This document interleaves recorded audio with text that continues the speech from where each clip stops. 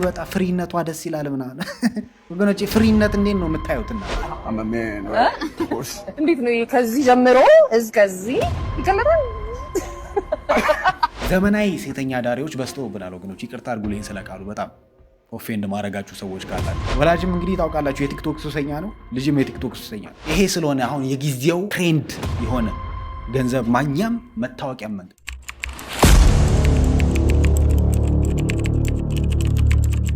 ሰላምና ጤና ባላችሁበት ቦታ ብዝት ይበልላችሁ። እንዴት አላችሁ የተወደዳችሁ ቤተሰቦቼ? ሁሉ መልካም ሁሉ ሸጋ ነው ወይ?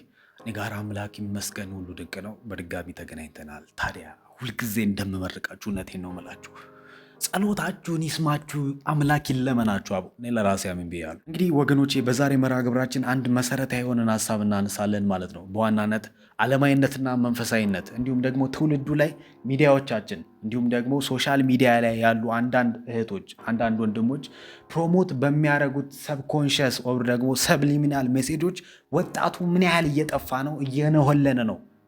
በየት በኩልስ መንቃት አለብን? ወላጆችስ እንዲሁም ደግሞ እንደ አንድ ኢትዮጵያስ ምንድነው ያለብን ኃላፊነት የሚለውን በጥቂት እንነጋገራለን። ጊዜ ያላችሁ ሰዎች እስከ መጨረሻው ድረስ ተከታተሉ። እንግዲህ ርዕሱና ተምኔሉ ላይ እንደተመለከታችሁት ኮሜዲያን እሸቱ እንግዲህ ከሰሞኑን አንድ ቪዲዮ ይለቃል ማለት ነው። ቪዲዮ ላይ ምን ተናገረ የሚለውን ጥቂት ሰምተን እንመለስ። ነገር ግን በዝሙት ቀስቃሽ ዳንሶቿ የምትታወቅ በዝሙት ቢያልፍልኝ እናንተ ምን ቸገራችሁ የምትል ከባለ ሀብት ጋር የመተኛት እድሉን ባገኝ አይኔን አላሽም እያለች መግለጫ የምትሰጥ ብላ እንዳደገች በይፋ የምትናገር ሴት ለአንድ ድርጅት ሳይሆን ለአንድ ገዳም ማስታወቂያ አሰርተዋት ማየቴ ትንሽ አስደነገጠኝ።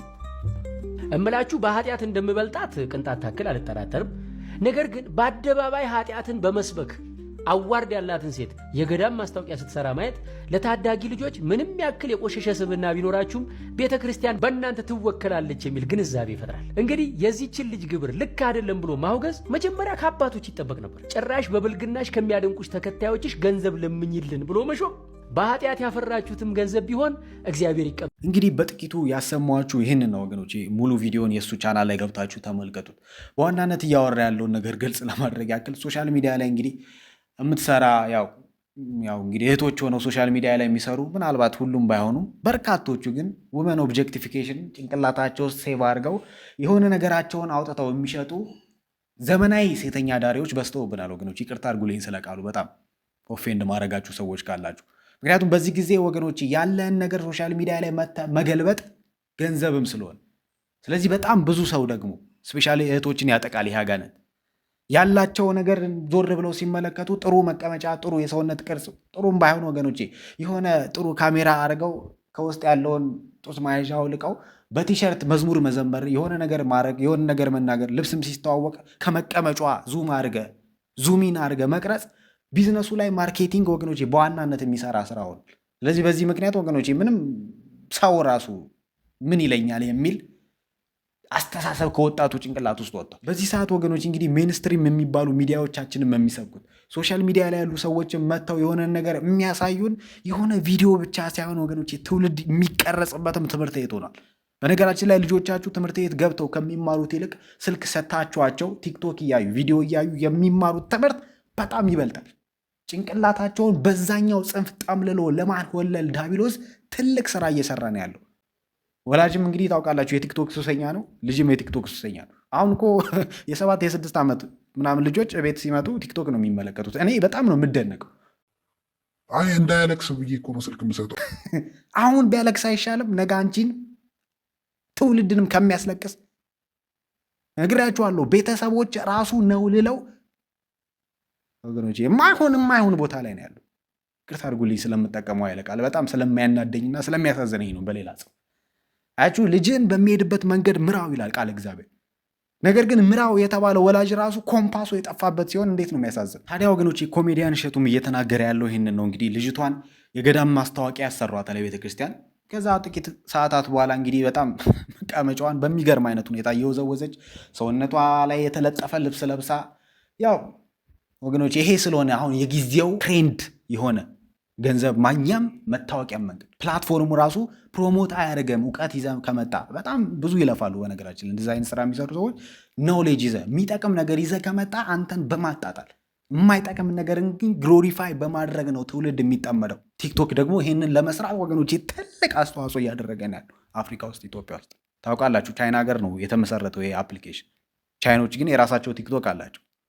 እነሱ ላይ ሲሆን ጭንቅላት የሚያሳድግ እኛ ጋር ላይ ሲሆን ደግሞ ቀመጫ እና የሆነ ነገር ሰውም ይመክራቸዋል። አንቺ የኔ መሰለ 8 ቁጥር 16 9 ቁጥር የሆነ ሰውነት ይዘሽ እንዴት ነው የሆነ ነገር አድርጊ እንጂ ተጠቀሚበት እንጂ። በሌላ ጽንፍ ወገኖች ስጋቸውን ምናልባት አየር ላይ እየሸጡ ነው ያሉት ማለት ነው። ይሄ ኦንላይን ፕሮስቲቲዩሽን ማንም ሰው መጥቶ ላይ ነካሽ ይችላል። ነገር ግን ያንቺን ስጋ የሆነ ሰው በስክሪን ውስጥ ይነካዋል። እውነቴን ነው የምላችሁ ወገኖች፣ አሁን ላይ ያለ ትውልድ በጣም ነው የሚያሳዝነኝ። በተለይ ታናናሾች፣ ስፔሻሊ እድሜያቸው 18 ዓመት ያልሞላ ቲኔጀሮች እያደጉ ያሉ፣ ሚድል ስኩል ያሉ፣ ሃይ ስኩል ያሉ፣ ፕሪፓራቶሪ ያሉ በጣም የሚያሳዝኑ ትውልዶች ናቸው። ለመሰላችሁ የሚመራቸው ቤተሰብ ራሱ ነውልዷል፣ ኮምፓሱ ጠፍቶበታል። ትምህርት ቤት የሚሰራውን ስራ ታውቃላችሁ። ትምህርት ቤቶች ገንዘብ በማምረት ውስጥ ትውልዱን ረስተውታል። ማንም ለትውልዱ እያሰበ አይደለም ያለው ወገኖች። ለትውልዱ ይጸልዩ ዘንድ ሃይማኖት ቦታ የተቀመጡ ሰዎች ሌላ ዓላማ ኖሯቸዋል። አምቴሊንግ ወገኖች፣ አሁን እሺ ሶሻል ሚዲያ በቃ በጣም ለልጅ ጥሩ አይደለም። ቲክቶክም አሁን ፌስቡክም አሁን ምናልባት ዩቲዩብ እሱም ብዙ ሴፍ ላይሆን ይችላል አንዳንድ ልጆች።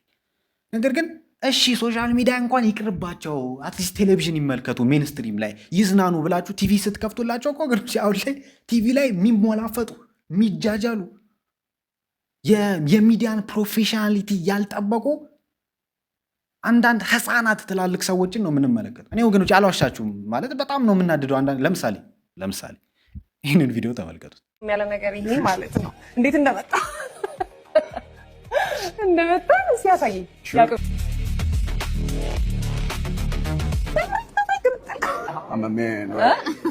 እንዴት ነው ከዚህ ጀምሮ እስከዚህ ይቀለጣል። እንደዚህ ፈርጠም ያለ ነገር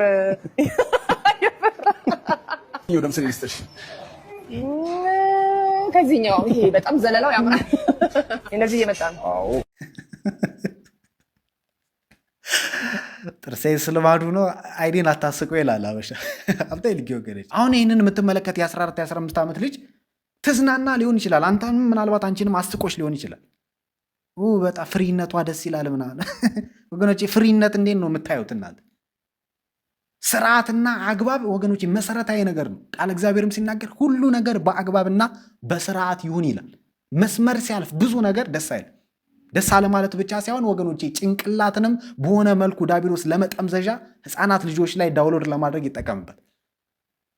መግለጥ ይቻላል ምናምን ችግር እኮ የለውም ወገኖቼ። በግሏ እኮ ካሜራ አስጠፍታ መግለጥም ብዙ ነገር ማድረግም ትችላለች። አምሶ ነገር ግን ሚዲያ ላይ ምንድን ነው ይሄ ፈርጠም ያለው ደምሰር ይሻለኛል ምናምን ትስናት ራይቲንግ ቱ ሂር እና የት ሄደን አሁን እንዝናና ወገኖች? አሁን እኮ ለመዝናናት ወገኖች የምትመርጧቸው ነገሮች በሙሉ የሚያጠፉ ሆኑ። ይሄ ነው ወገኖች የዘመኑ መጨረሻ ምልክት። ዋናው የሚጠቅምና የሚረባን ነገር የሚያጥላላ፣ የማይጠቅም የሚያንወለል፣ የሚያረክስ፣ የሚያቆሽሽን ነገር ደግሞ ግሎሪፋይ የሚያደርግ ትውልድ ማፍራት ሞቶ ነው። ይሄ የዳቢሎስ መፈክሩ ነው ይዞ የሚዞረው ማለት ነው።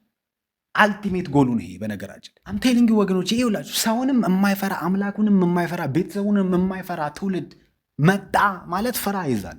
ፍራ ለመሳላችሁ ወገኖች አምላክንስ አትፍራ አታየውምና የምታየውን ሰው እንዴት መፍራት ያቅታል? ሁሉንም ሰው አትፍራ። አትሊስት ቤተሰቦችን እንዴት መፍራት ያቅታል? ያችሁ በመጨረሻው ዘመን የሰዎች ግለ ባህሪ እንዲህ ይሆናል ተብሎ ትንቢት ተተንብዮአል። ታዲያ ከዛ ውስጥ በመሰረታዊነት ደረጃ ልጆች ለወላጆቻቸው የማይታዘዙ ይሆናሉ ነው። ዲስኦቤደንት የሆኑ ችልድረኖችን እንደ ጉድ ነው እየፈለፈለ ያለው ዳግም እንደ ጉድ። ይኸውላችሁ ወላጆች ለሆናችሁ ይህንን ቪዲዮ ለምትመለከቱ ልጆቻችሁ ከአምላክ ዘንድ ለእናንተ በስጦታ የተሰጧችሁ ስጦታዎቻችሁ እንጂ በአደራ መልክ እናንተ አይናችሁን በአይናችሁ ለማየት ስለምትፈልጉ ምናምን የሆነ በቃ በጣም ጥሩ ተኚ ስለሆናችሁ አይደለም የወለዳችኋቸው። ስለዚህ በአደራ የተሰጣችሁን ነገር ደግሞ በአግባቡ የመጠበቅና የማሳደግ ኃላፊነት አለባችሁ። ትጠየቁበታላችሁ ከአምላክ ዘንድ። አምላክ ማስተዋልና መንቃትን ያብዛል።